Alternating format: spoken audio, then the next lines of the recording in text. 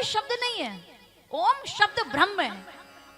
ओ अ उ म, अकार उकार मकार, इससे बनता है ओम।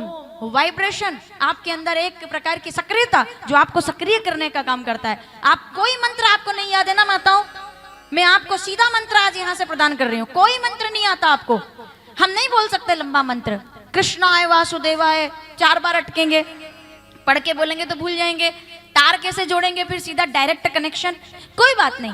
आप बोल सकते तो हम बोले, आप नहीं बोल सकते कोई बात नहीं। एक सबसे बड़ा मंत्र में आपको यहाँ से हम आज बाबा भोलेनाथ से सुखदेव जी के स्वरूप में प्राप्त करते हैं, और एक ही मंत्र सबसे बड़ा मंत्र है, प्रणवाक्षर।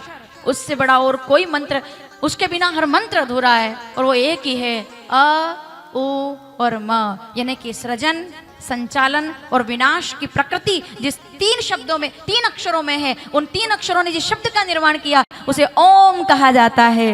ओम, जरा बोलेंगे मेरे साथ, ओम ओम। ये मैं आपको बताऊं, नासा ने हमारे साथ दिक्कत है ना थोड़ी, जब तक अंग्रेज ना बोले तब तक हमारे यहाँ कोई बात मानी नहीं जाती। हमारे अच्छे अच्छे चिंतक है, स्वामी विवेकानंद हमारे चिंतक है, रामकृष्ण परमहंस हमारे चिंतक है, लेकिन ट्रेन में फ्लाइट में कोई किताब पढ़ेगा तो स्वामी विवेकानंद की किताब बहुत कम लोगों के पास देखोगे। आप देखोगे कौन, तो उन्होंने कहा भाई हम तो विदेश के दार्शनिकों को पढ़ते हैं। हम किसको पढ़ते हैं, हम विदेश के लोगों को पढ़ते हैं। क्यों, उनको लगता है सब कुछ उनने सीखा। बहुत बड़ी गलतफहमी है, बहुत बड़ी गलतफहमी है, मेरी भी दूर हुई है बहुत अध्ययन और ये सब देखने के बाद, कि आप देखिए जितने भी विदेश के दार्शनिक हैं सब भारत आने के बाद दार्शनिक बने हैं। सब भारत के पुराणों को पढ़ा है उन्होंने। क्या बात कर रहे हो आप, मुगलों ने ऐसे ही थोड़ी नालंदा को आग लगाई थी। अब हमारा दुर्भाग्य है कि हमारे बच्चों को पता ही नहीं है ये बात। माता आप जानते, नालंदा विश्वविद्यालय मुगलों ने आकर, मुगल शासक ने आकर उसमें आग लगा दी। क्यों आग लगा दी, क्योंकि वो बीमार हो गया था।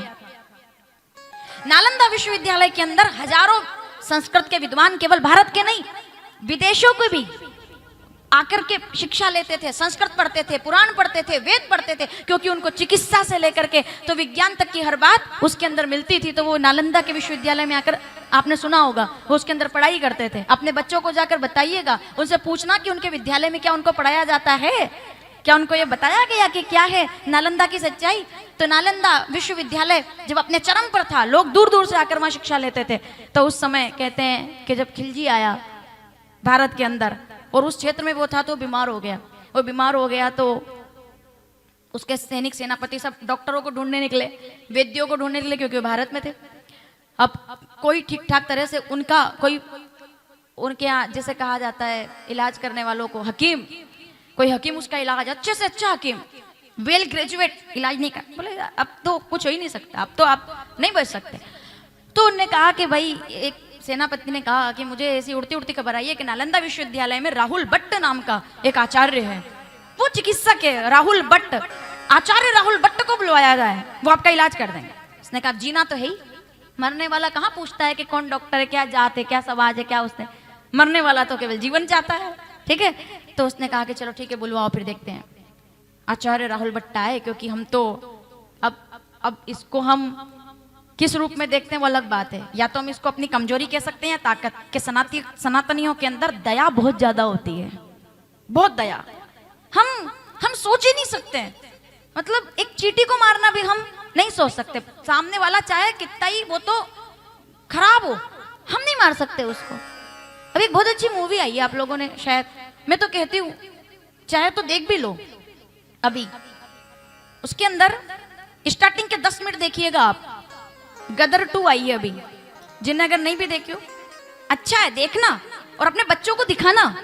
स्टार्टिंग के 10 मिनट वो बंटवारा हो गया जब, तो पाकिस्तान में हिंदू पंडित अपने 5 साल के बच्चे को, जिनने देखी है वो समझ पाएंगे कि क्या मतलब मेरा भाव है कहने का, अपने गले में उसको लगाकर कहता है, और उसका पाकिस्तान का बहुत बड़ा उनको, क्योंकि अब वो मिल गया था देश, तो वहाँ की सेना बन गई, तलवार थी उसके हाथ में। तो उन्होंने कहा कि साहब हम कहाँ जाएं, बोले तुम्हारा देश अब हिंदुस्तान हो गया, तुम भागो यहाँ से। उन्होंने कहा साहब हमारा तुम्हारा क्या होता है, हमारी जमीन यहाँ पे, हम कैसे भागे, हम तो यहाँ रह ले, क्या दिक्कत है। बोले यहाँ रहना है तो ये 2 चीजें तुम्हारे सामने हैं, एक किताब लाल कपड़े में है, एक किताब हरे कपड़े में है। हरे कपड़े वाली किताब को अगर तुम सिर पर लगाते हो और ये तिलक माला सब तोड़कर इधर आते हो तो तुम जी सकते हो। माताओं, मैं कहानी नहीं बता रही हूँ आपको, ओरिजिनल बात है ये, और ये सुननी चाहिए आने वाले समय के लिए। ये कुछ भी नहीं हो पाएगा वरना, ओरिजिनल बात है, ये कुछ भी नहीं हो सकेगा, एक रैली तक नहीं निकाल पाएंगे हम लोग, वास्तविकता है ये। तो वो उसने कहा कि या तो लाल किताब अगर देखेगा तो इधर है, इधर सिर रख दे, और अगर तुम हरी किताब देखना चाहते हो तो इधर सिर रख दो।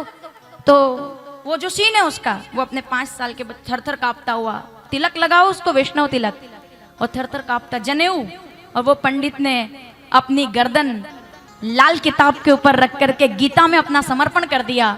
और जब उसने गीता पर अपना सिर रखा तो उस तलवार के साथ बच्चे के साथ दोनों का सिर अलग कर दिया गया। ये उसका प्रारंभ है। आखिरी में हीरो को मौका मिलता है यही करने का, तो हीरो तलवार फेंक देता है, बस इतना फर्क है। वो उसको नहीं मारता, वो उसको तलवार से काटता नहीं है। क्यों नहीं काटा उसने? क्योंकि हमारे पुराणों ने हमारी आस्था में, हमारे खून में घोला है वसुदेव कुटुंबकम। हम प्राणी मात्र के अंदर परमात्मा को देखने वाले लोग हैं, हम रक्तदान करने वाले लोग हैं, हम खून बहाने वाले लोग नहीं है। ये तो मैं आपको इसलिए बता रही हूँ क्योंकि ये प्रसंग है। तो आचार्य राहुल भट्ट, गर्व कीजिए इस बात पर, आचार्य राहुल भट्ट आए तिलक लगाकर खिलजी के सामने, बीमार था, वो पड़ा था ऐसे। आचार्य ने कहा क्या बात है? बोले मुझे तबीयत खराब है, कोई इलाज नहीं कर पा रहा। ठीक है मैं करता हूँ। दवाई बना करके कहा इस दवाई को आपको ऐसे सूंघ करके और आप ठीक हो जाओ, इसका थोड़ा स्वाद भी ले लोगे, दोनों चीज अगर सूंघ लोगे और थोड़ा सा इसको खा लोगे तो दवाई ठीक हो जाएगी। क्या है इसमें? बोले हमारी औषधियां हैं, हमारी औषधियां हैं जो वेदों से हमने ज्ञान लिया है, हमारी औषधियां हैं जिसमें तुलसी भी है, ठीक है ना, बिल्व भी है, और भी हमारी औषधियां, बहुत अच्छी अच्छी नाम बताए। उसने कहा नहीं मैं तो ले नहीं सकता इसको, तुम इसके बिना मेरे को ठीक करके बताओ, तुम्हारी औषधि मैं कैसे ले सकता हूँ, मैं तो मुगल हूं, मैं ये सब नहीं लूंगा। आचार्य राहुल भट्ट ने कहा चलो ठीक है, फिर भी मैं तुम्हारा इलाज कर दूंगा। कुरान तो पढ़ सकते हो, अपनी किताब तो पढ़ लोगे रोज? बोले 10 पन्ने रोज पढ़ना, तुम ठीक हो जाओगे। तो उसको ये बात जम गई, बोले फिर तो बहुत अच्छी बात है, नहीं इसी मतलब ये आदमी मान रहा है कि मेरी इस किताब में इतनी ताकत है। उसने कहा स्वीकार है, दी उसको। आचार्य राहुल भट्ट ने कुरान उसको दी और कहा कि ये पढ़ो तुम ठीक हो जाओ। 10 दिन हुए, वो मुगल राजा को आराम होने लगा। 20 दिन हुए, वो ठीक होने लगा, वो चलने लगा। 30 दिन के अंदर एकदम तन्नाट, एकदम खड़ा हो गया उठकर। उसने कहा आचार्य राहुल भट्ट को बुलाया जाए, इनाम दिया जाए उनको। पता लगाया गया कि ठीक कैसे हुआ। आचार्य राहुल भट्ट ने कहा वो तो मैं तुमको नहीं बताऊंगा, लेकिन तुम ठीक तो हो गए ना? तो उसने कहा मैं जानता हूँ, ये किताब पढ़ने से मैं ठीक हो गया, लेकिन वास्तविकता ये थी हमारे इतने ज्ञानी आचार्य थे नालंदा विश्वविद्यालय के कि किताब के पन्नों पर उन्होंने वो दवाई लगा दी थी, और दवाई लगाने के कारण जब वो उसको पलटता है तो आदत होती है ना ऐसे और ऐसे करके पन्ने पलटने की, और उसकी सुगंध से और उसको केवल ऐसे जीवा पर रखने से उसकी तबीयत ठीक हो गई। और जब ये खिलजी को पता चला तो उसने कहा इतने तेजस्वी लोग हैं, इतना बड़ा ज्ञान हो सकता है, एक ज्ञानी ने मुझे ठीक कर दिया, तो इसका मतलब यह है कि भारत देश बहुत विकास करेगा, ऐसे तो इन पर कभी राज नहीं कर पाएंगे। सबसे पहले ऐसे विद्यालय को आग लगा दो जैसे ऐसे आचार्य का निर्माण ना हो सके जो भारत की रक्षा कर सके। और तब कहते हैं 3 महीने तक विद्यालय जलता रहा और हमारे पुराणों को आग लगा दी गई। ये पुराणों का महत्व, ये जो आज हम सुन पा रहे हैं, ये तो कृपा है ईश्वर की कि आज हम यहाँ बैठकर ये कथा सुन पा रहे हैं। क्यों? क्योंकि हम सौभाग्यशाली है कि हमें शिव पुराण, भागवत महापुराण, राम कथा से अपने धर्म को और स्वयं को जानने का अवसर मिलता है। तो पुराण तो कितने ही थे, लेकिन उन पुराणों का सार अ, उ और म, ओम बन करके हमारे जीवन में उतरा है। ये एक शब्द काफी है आपके और मेरे जीवन का उद्धार करने के लिए। ओम। माताओं, कोई मंत्र नहीं भी आता हो ना, आप बैठ जाना हनुमान जी के सामने, मंदिर आप देख रहे हो, कोई ऐसा भी नहीं कि अंदर जाना पड़ेगा, जहां स्थान मिले बैठ जाइएगा।